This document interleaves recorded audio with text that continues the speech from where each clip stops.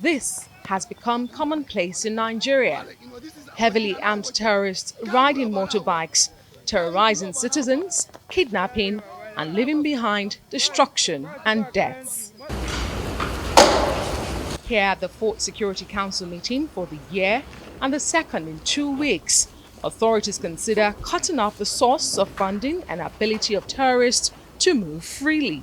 So the essence of this press briefing is simply to give you an insight as to the issues that have been deliberated, as to the likely resolutions being anticipated, while the government is looking into the possibilities of addressing those issues as canvas, issues associated with logistics of terrorists and bandits, issues associated with blockage of the funding, the source of funding, issues associated with the likely possibility of general suspension of mining activities, if indeed it is established, a nexus and connection is indeed established, and then the issues associated with consequences for dereliction of duty, if indeed any is established, arising from the report being expected and anticipated relating to the Kuje Correctional Center. The Minister of Justice and Attorney General of the Federation says terrorists have moved from the conventional ways of funding their activities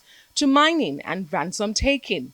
He also discloses that the government is not unaware of the economic consequences of the proposed resolutions. The new measures being taken by criminals as it relates to terrorist funding and financing as it is today is embarking more on massive kidnapping for the purpose of ransom, and then as well embarking of massive mining activities among others.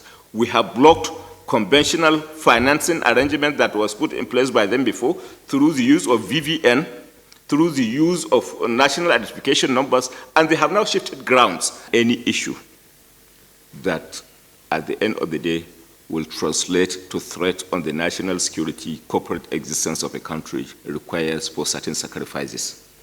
So regardless of the means that is being considered for perhaps a possible banning, provided what matters is a sacrifice that will see us through addressing the challenges associated, the security challenges, I think no sacrifice is too big. It is not the first time the Nigerian government will claim to know the source of financing terrorists. While the government considers these resolutions, the question on the mind of many is, what will make the government to actually enforce a restriction on the use and distribution of motorcycles and a suspension of mining activities in the country? Adesua Omoran, Arise News.